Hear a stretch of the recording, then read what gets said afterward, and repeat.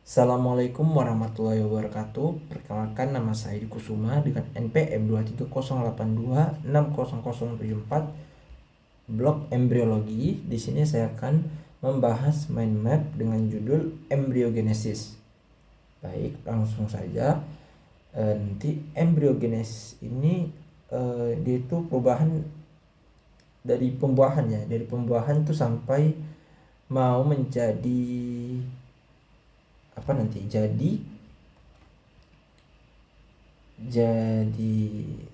nanti terakhirnya pembentukan organ, tapi nanti itu dibahasnya di organogenesis. Jadi kita akan bahas dari embryogenesis terlebih dahulu. Nanti kita akan mulai dengan fertilisasi, yaitu lokasinya di ampulla tuba fallopi. Nah, jadi proses fertilisasinya ini yaitu jumpanya sperma dan ovum ya, sel ovum. Nah, nanti ketika saat mereka jumpa itu akan menghasilkan zigot. Dia tuh berlokasi di ampulla tuba fallopi. Nah,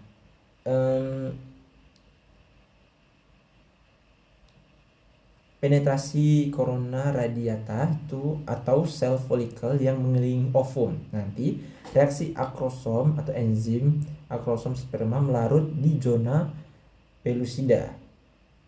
Nah, reaksi kortikal granular kortikal itu ovumnya akan mencegah polispermia. Jadi ketika setelah ovum tadi berjumpa dengan satu sel sperma gitu kan, hasil sperma yang lain tidak bisa menjumpai ovum tersebut. Untuk klinisnya ada nanti polispermia, itu nanti embrio triploid tidak viable. Lalu ada juga fertilisasi abnormal atau ovum kosong dengan nama mola hidatidosa. Lanjut ke Clevage hari ke 1 sampai 3. Nah, setelah tadi terbentuknya zigot, kemudian zigot tadi akan membelah cepat dengan metode mitosis, akan menghasilkan blastomer. Ukuran embrio ini tetap sama, masih dilingkupi zona pellucida. Nah, hari ketiganya itu akan terbentuk morula, yang dimana selnya itu nanti udah 16 sampai 32 sel dengan massa yang padat. Untuk klinisnya nanti bila morula gagal berkembang, maka disebut dengan kehamilan anembryonik. Lanjut, di hari keempat dan kelima, blastulasi, yaitu morula tadi akan membentuk blastokista dengan rongga cairan. Nah, strukturnya ini dia terbagi menjadi dua, yaitu nanti ada sel bagian luar dan bagian dalam. Sel bagian luar sendiri itu trophoblast, nanti yang akan menjadi plasenta, sedangkan sel yang di dalam itu embryoblast yang akan menjadi calon janin. Terus blastosol itu adalah rongga cairan, terus zona pellucida itu menghilang ketika blastokistanya siap menjadi implantasi. Lanjut, untuk implantasi itu terjadi di hari ke-6 sampai dengan 10, yang dimana lokasinya itu di endometrium uterus, fase sekresi dan kaya progesteron. Jadi di hari ke-6 dan 7 ini blastokista tadi menempel pada endometrium.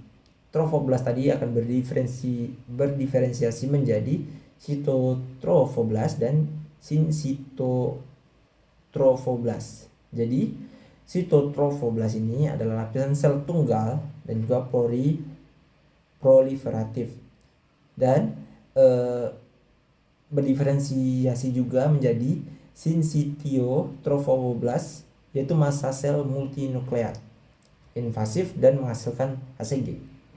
Nanti fungsi dari HCG itu akan mempertahankan korpus luteum agar terus menghasilkan progesteron, yang dimana akan mencegah menstruasi.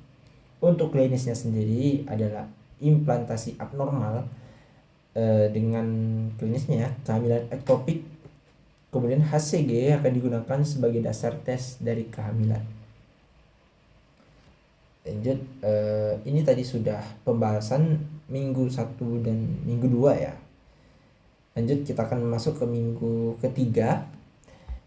gastrulasi, yaitu periode paling kritis terbentuknya embrio trilaminar dengan atau 3 lapis germinal.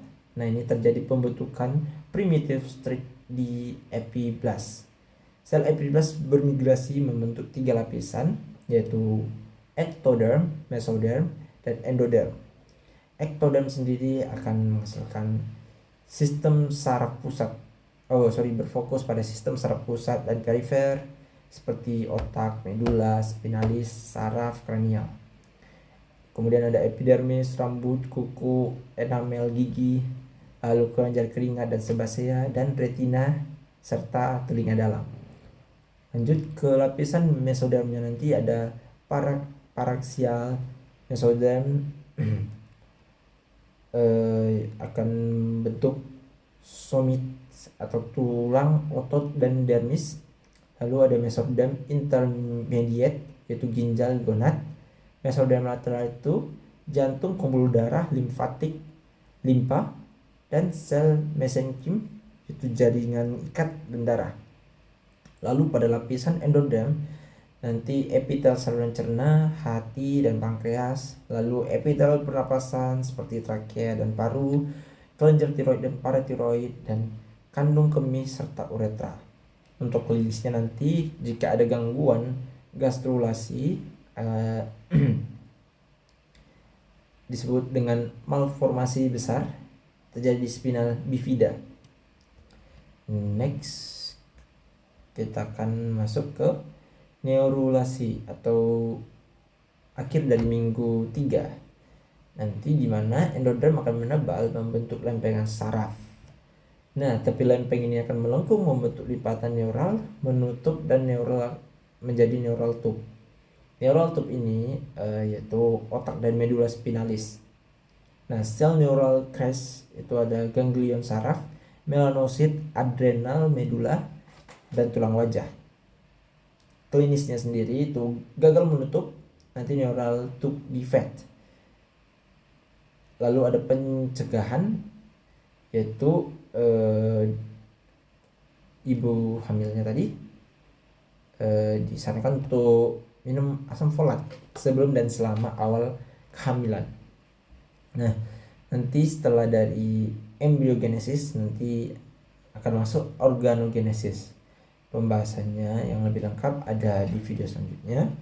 Tapi ini kita bahas sedikit saja. Nah, itu merupakan periode kritis pembentukan organ.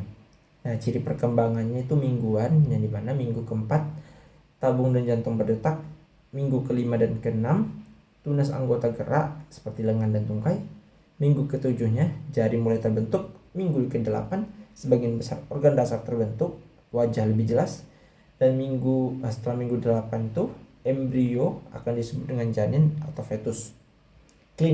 Klinisnya sendiri, periode organogenesis sangat rentan terhadap teratogen, yaitu alkohol, obat, radiasi, dan infeksi TORCH.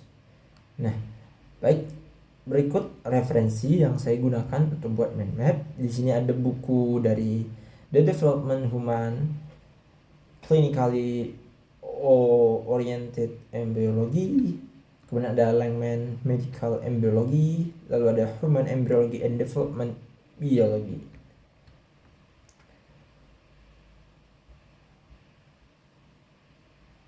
Baik, cukup sekian presentasi yang bisa saya sampaikan. Apabila ada salah kata, saya minta maaf. Terima kasih sudah menyaksikan. Cukup sekian. Wabillahi taufik wal hidayah. Wassalamualaikum warahmatullahi wabarakatuh.